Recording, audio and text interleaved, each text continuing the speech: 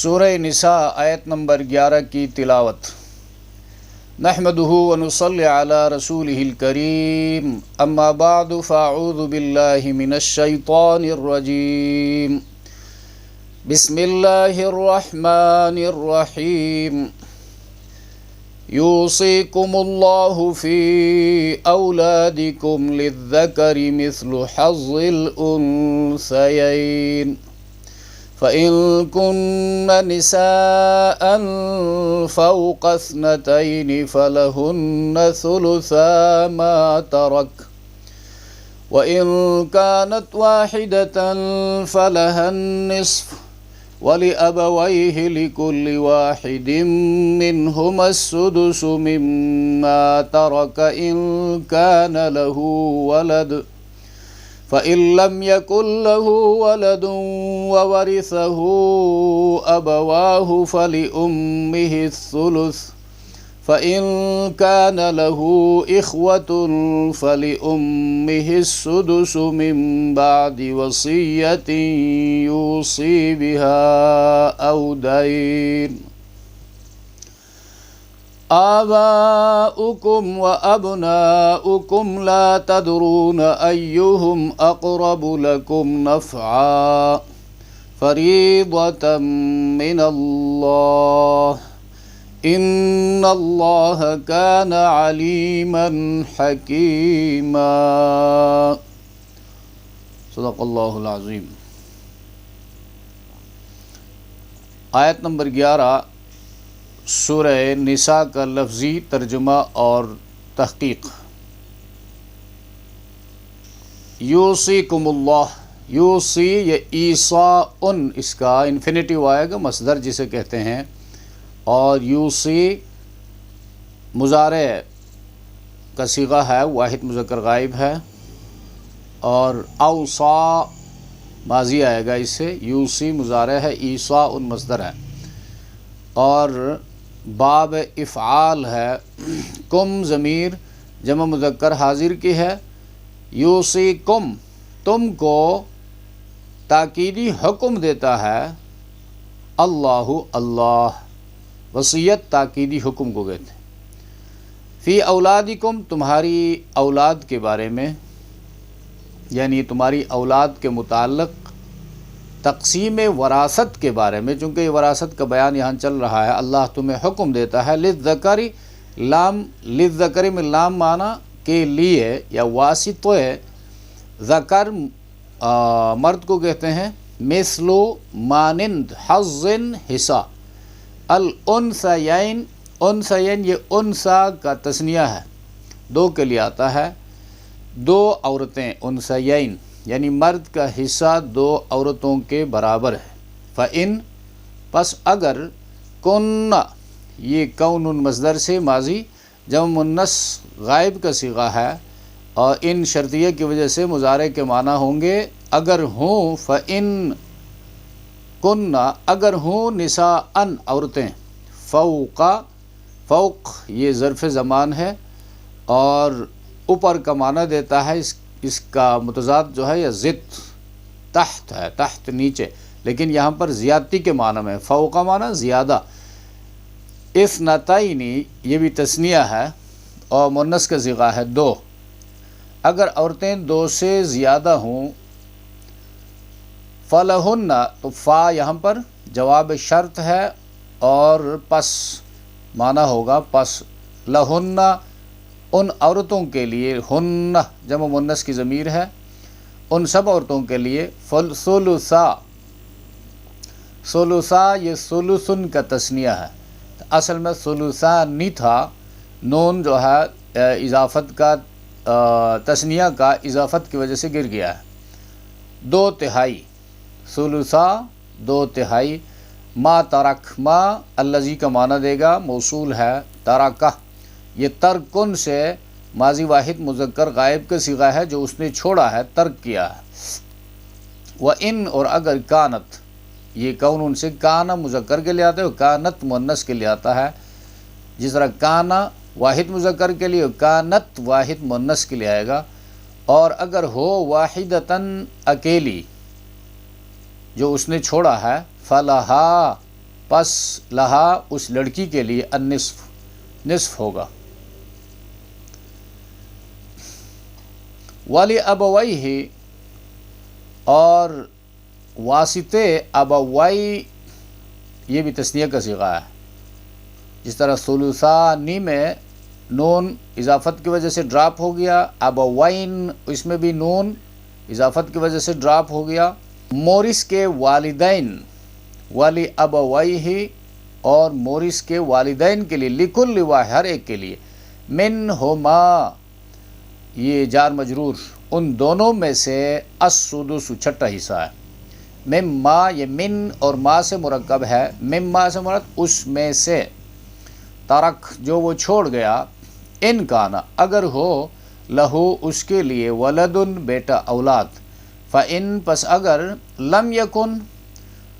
لم یکن نہ ہو اس کے لیے، لہو ولدن اولاد یعنی مورث کی کوئی اولاد نہ ہو، وورثہ ابواہ وورثہ یہ وراثۃ مصدر اس کا آئے گا، اسے وورثہ ماضی واحد مذکر غائب کا صیغہ ہے. ہو ضمیر واحد مذکر غائب مفعول کی ہے اور اس کے وارث ہوئے ابواہ، ابوا مضاف ہے، ہو ضمیر مضاف الیہ ہے، اس کے ماں باپ یعنی اس کے ماں باپ اس کے وارث ہوئے.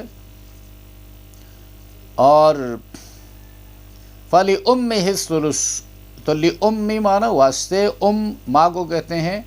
ہی ضمیر یہ مورث کی طرف جا رہی، اس کی ماں کے لیے، مرنے والے کی ماں کے لیے، الثلث ایک تہائی یعنی مرنے والے کے ماں باپ میں سے ہر ایک کو ترکے کا چھٹا حصہ ملے گا. لیکن یہ اس صورت میں ہے کہ مرنے والے کی اولاد ہو، اور اگر اولاد نہ ہو اور وارث صرف ماں باپ ہی ہوں تو ماں کے لیے تہائی اور باقی 2/3 باپ کا ہوگا. فَإِنْ كَانَ پس اگر ہو، لہو واسطے اس کے، اخوتن یہ اخن کی جمع ہے، معنی آئے گا بھائی. یہاں اخوتن کا لفظ جو ہے بھائی بہن دونوں کے لیے ہے.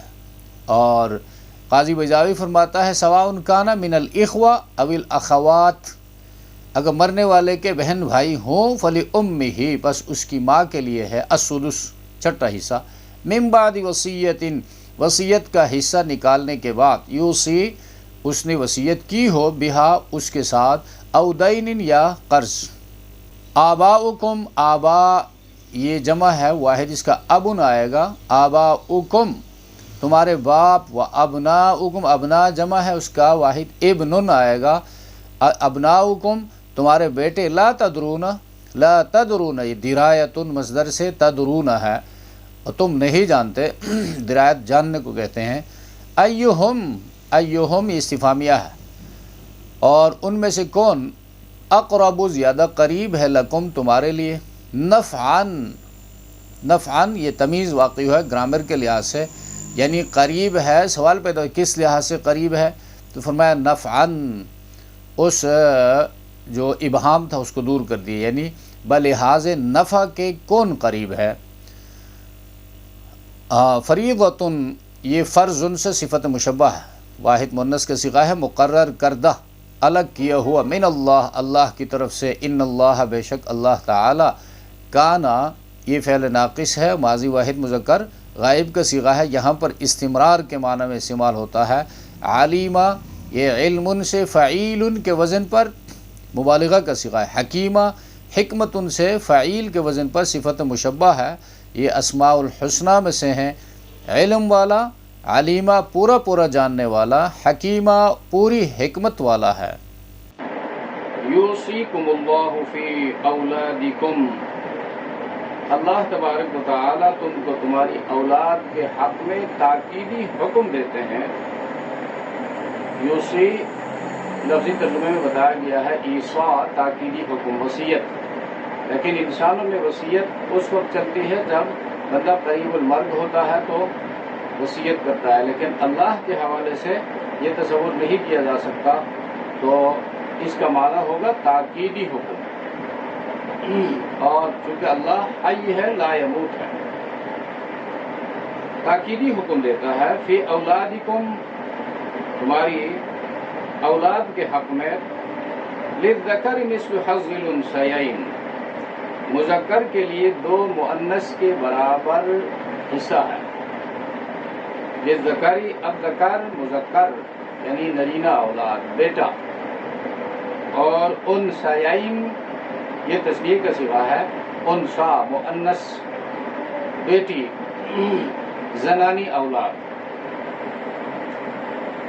یعنی اس آیت سے یہ مسئلہ سامنے آیا کہ دو بیٹیوں کا حصہ اور ایک بیٹے کا حصہ برابر ہے.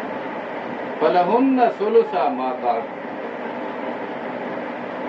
فَإِن كُنَّ نِسَاءً فَوْقَ اثْنَتَيْنِ، پھر اگر اولاد دو سے زیادہ عورتیں ہوں، دو کا حصہ تو معلوم ہو گیا، حظ الانثیین للذکر مثل حظ الانثیین، ایک بیٹا دو بیٹی برابر.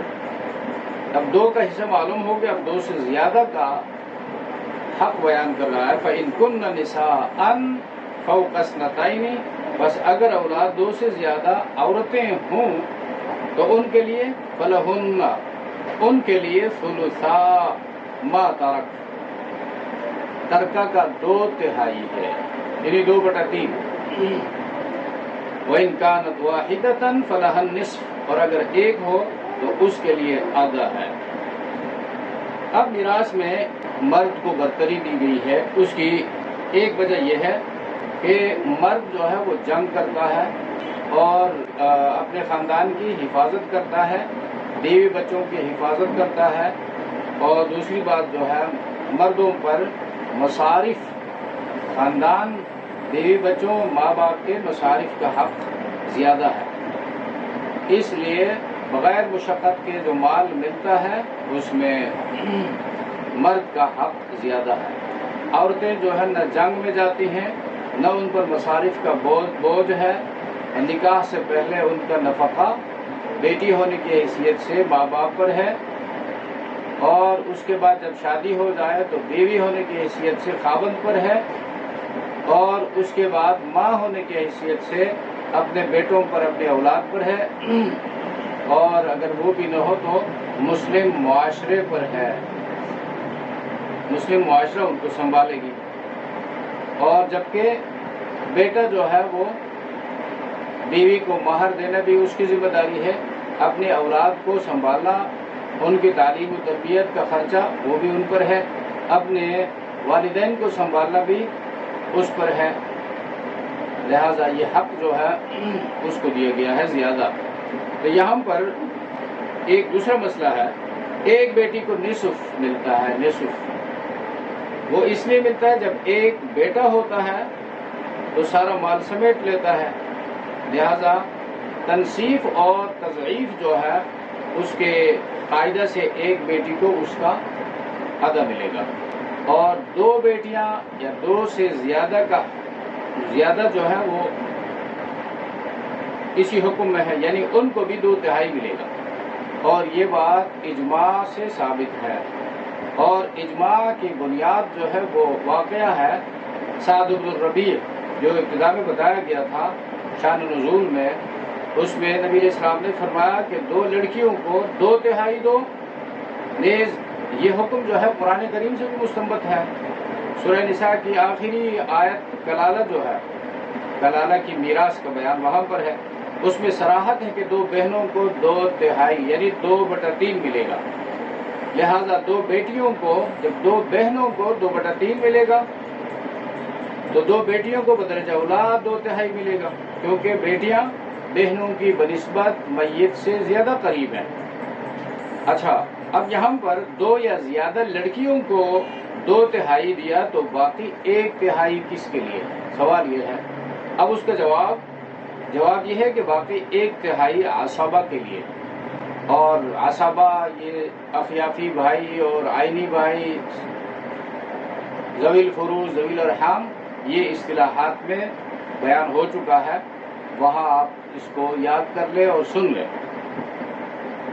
باقی 1/3 جو ہے یہاں عصبہ کے لیے ہوتا ہے، اس لیے کہ بیٹیوں کے ساتھ بہنیں یا بھائی یا چچا ہو سکتے ہیں، اور بہنوں میں اور چچاؤں میں بھی سبب وراثت جو ہے میراث پانے کا سبب موجود ہوتا ہے. لڑکیاں اگر ماں باپ کی خدمت اور ہمدردی اور محبت کی وجہ سے وراثت پاتی ہے تو عصبہ میں بھی معاونت کی یہ شکل موجود ہے. بہن میں بھی یہی جذبات کسی درجے میں پائے جاتے ہیں. اسی طرح بھائی اور چچا تو قائم مقامی کرتے ہیں، لہذا ایک تعاون دوسرے تعاون کو ساقط نہیں کرے گا، اس لیے 1/3 عصبہ کے لیے باقی رکھا گیا. وَلِأَبَوَيْهِ لِكُلِّ وَاحِدٍ مِّنْهُمَا السُّدُسُ مِمَّا تَرَكَ إِن كَانَ لَهُ وَلَدٌ، اور میت کے والدین میں سے ہر ایک کے لیے ترکہ کا چھٹا حصہ ہے اگر میت کی اولاد ہو. یہاں پر یہ پوائنٹ ہے، اگر میت کی اولاد ہو تو 1/6 حصہ ہے. فَإِن لَّمْ يَكُن لَّهُ وَلَدٌ، اور اگر اس کی اولاد نہیں، وَوَرِثَهُ أَبَوَاهُ، اور والدین ہی اس کے وارث ہیں، یعنی مرنے والے کے والدین اس کے وارث ہیں اور اولاد کوئی نہیں ہے، تو فَلِأُمِّهِ الثُّلُثُ، تو اس کی ماں کے لیے 1/3 ہے، 1/3 ہے. فَلِأُمِّهِ الثُّلُثُ، تو ماں کے لیے 1/3 ہے اور باقی 2/3 باپ کے لیے.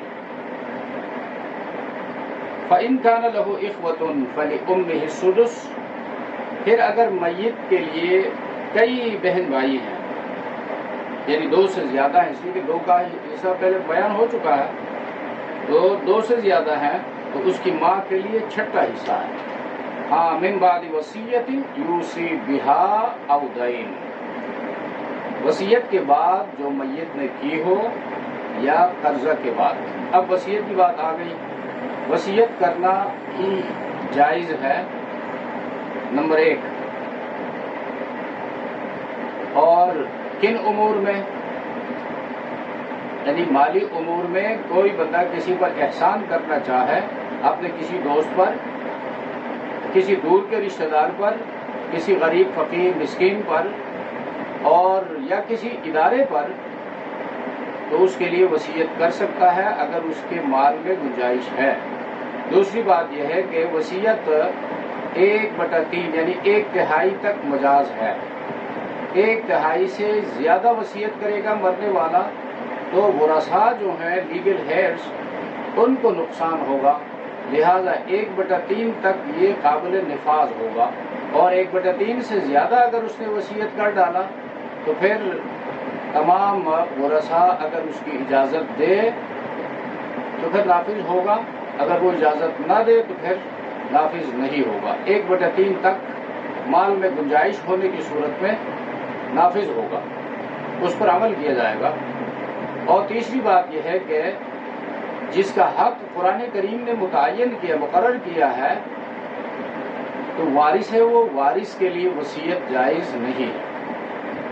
اب مسئلہ یہ ثابت ہوا وصیت اس کے لیے کر سکتا ہے جو وارث نہ ہو. وارث کا حق تو قرآن کریم نے اس کے لیے مقرر کیا ہے. وہ اینی وے جو ہے، یہ بندہ اس کو اگر کچھ کہہ نہ بھی دے کہ بھئی فلاں کو اتنا دیا جائے نہ دیا جائے، وہ اس کے مرنے کے بعد قرآن سے اپنا حق وصول کرے گا. تو وارث کے لیے وصیت نہیں ہے. اب یہاں پر وصیت کو پہلے لایا، حالانکہ دائن جو ہے قرضے کا معاملہ وہ مقدم ہے. تو مفسرین فرماتے ہیں کہ قرضہ جو ہے قرض خواہ اپنا حق لینے کے لیے آگے آگے ہوتے ہیں، کسی بھی وقت اپنا حق لیتے ہیں، اور ان کے پاس تحریری ثبوت ہوتا ہے یا گواہ موجود ہوتے ہیں کہ انہوں نے اس کو میت کو قرض دیا تھا، زمین دی تھی یا کیش دیا تھا، جو کچھ بھی تھا، تو وہ ان گواہوں کو لے کر آئیں گے یا قسم کھا کر اپنا حق ثابت کر کے لے کے جائیں گے. لیکن وصیت جو ہے اس کو لینے والا کوئی نہیں ہوتا ہے. لیکن یہ ہے انتہائی اہم، جو میت نے جائز وصیت کی، اس کے مال میں گنجائش ہے، لہذا اس کی وصیت پر عمل کیا جائے. اور اس لیے قرآن کریم نے یہاں پر من بعد وصیت یوصی بها او دین اس کو پہلے ذکر کیا ہے. وصیت کو اس اہمیت کی وجہ سے پہلے ذکر کیا ہے. اور دوسری بات یہ ہے کہ مرنے والے کے اوپر کسی کا قرضہ ہوتا ہے یا کسی کی امانت اس کے پاس ہوتی ہے، اس وقت وصیت کرنا واجب ہے. جیسے کہ یہ دوسروں کی چیز ہے، اختیاری مسئلہ اس میں نہیں ہے. ایسا نہ ہو کہ گھر میں کسی کو پتہ نہ ہو اور بزنس کے اندر نوکروں کو پتہ نہ ہو کہ بھئی یہ کہاں سے آیا ہے اور یہ کس کی ملک ہے حقیقت میں. لہذا وصیت کرنا، لکھنا اور لکھ کر جو ہے متعلقہ ذمہ دار شخص کو دینا، بتانا یہ واجب ہے کہ فلاں کا میرے اوپر اتنا حق ہے، یہ اس کو دیا جائے، یا فلاں چیز جو میرے استعمال میں ہے یہ فلاں کی ہے، لہذا آگاہ رہا جائے مرنے کے بعد یہ اس کا حق ہے، اس کو واپس کیا جائے. من بعد وصیت یوصی بها او دین آباؤکم وابناؤکم لا تدرون، تمہارے باپ اور تمہارے بیٹے، لا تدرون تم نہیں جانتے، ایہم ان میں سے کون، اقرب لکم نفعا تمہارے لیے زیادہ نفع رساں ہے. اب یہ حکم جو ہے یہ تو اللہ کی طرف سے حکم ہے، اور اللہ ارحم الراحمین ہے، سب سے بڑھ کر رحم کرنے والا. اللہ سے بڑھ کر رحم کرنے والا کوئی نہیں ہے. اسی کہ رحیم اللہ کی صفت ہے، رحمان اللہ کی صفت ہے. لہذا اس اللہ نے یہ قانون بھیجا ہے کہ باپ کا حصہ اتنا ہے، اولاد ہونے کی صورت میں اتنا ہے، ماں کا حصہ اتنا ہے، اولاد ہونے کی صورت میں، نہ ہونے کی صورت میں اتنا ہے، فلاں رشتہ دار کا اتنا ہے، فلاں کا اتنا ہے. لہذا اگر کوئی کہے کہ جی فلاں جو ہے اس کے پاس تو کچھ بھی نہیں ہے، لہذا وہ فلاں جو ہے وہ بیٹے ہیں، پوتے ہیں، یا چچا ہے یا بہنیں ہیں، وہ تو بڑے مالدار ہیں، کروڑ پتی ہیں، ارب پتی ہیں، اور ان کے کارخانے چل رہے ہیں وغیرہ وغیرہ، اس قسم کے یعنی پوائنٹس اٹھائے تو یہ اس آیت میں اس کا جواب دیا گیا ہے کہ یہ اللہ کا قانون ہے. اللہ کو پتہ ہے کہ تمہارے زیادہ قریب کون ہے. یا بعض اوقات والدین جو ہیں وہ اس اولاد کی طرف دیکھتے ہیں جو ان کو کچھ کھلاتا پلاتا ہے یا خدمت کرتا ہے. اب اس کھلانے پلانے اور خدمت کرنے میں بھی ایک لالچ ہے، خود غرضی ہے. ماں باپ کے اکاؤنٹ میں مال ہے اور جائیداد ہے، شاید وہ میرے نام کچھ زیادہ لکھ دے، مجھے کچھ ہبہ کر دے وغیرہ وغیرہ، اس لالچ میں. اب اس لالچ میں جو کوئی خدمت کرتا بھی ہے والدین کی، ان کو اجر و ثواب نہیں ملے گا. ہو سکتا ہے زندگی میں یہ اس کے لیے کچھ فائدہ مند ثابت ہو اور والدین اس کو کچھ کیش میں سے، کچھ نقد میں سے اس پر خرچ کرے، اس کو دے دے یا اس کے بچوں کو دے دے وغیرہ. لیکن آخرت میں پھر اس بندے کو والدین کی خدمت کے صلے میں اللہ کچھ عطا نہیں کریں گے. اور جامع ترمذی کی حدیث میں آتا ہے کہ بعض اولاد زندگی میں نافرمان ہوتی ہیں، والدین ان سے ناراض ہوتے ہیں، لیکن مرنے کے بعد والدین ان سے راضی ہوتے ہیں. اور بعض اولاد جو ہیں والدین زندگی میں ان سے راضی ہوتے ہیں لیکن مرنے کے بعد ان سے ناراض ہوتے ہیں. یہاں پر اس روحانی حوالے سے اس مسئلے کو سمجھنا ہے، وہ یہی بات ہے، زندگی میں بعض اولاد خود غرضی کی وجہ سے، لالچ کی وجہ سے والدین کی خدمت کرتی ہے، بیٹے ہیں یا بیٹیاں ہیں، لیکن مرنے کے بعد ان کا وہ مقصد جو تھا وہ حاصل ہو گیا، اور 10 سال 15 سال 20 سال ان کی خدمت کی اور جائیداد جو ہے اپنے نام کروایا، نقد رقم اپنے نام لکھوایا، ان سے لیا اور کھایا پیا، اپنے بچوں پر خرچ کیا. ان کی وفات کے بعد ان کا نام تک نہیں لیا، ان کے لیے دعائیں مغفرت کرنا وغیرہ، ان کے دوستوں کے ساتھ ہمدردی، ان کے رشتہ داروں کے حقوق ادا کرنا بالکل بھلا دیا. اب عالم برزخ جس کو قبر کی زندگی کہا جاتا ہے، عالم برزخ میں یہ سارے اعمال، ہماری دعائیں اور ہمارے نیک اعمال ان والدین کو پہنچائے جاتے ہیں. اب مرنے کے بعد نام ہی نہ لیا تو اس کو کچھ نہیں پہنچا تو وہ وہاں ناراض ہو گئے.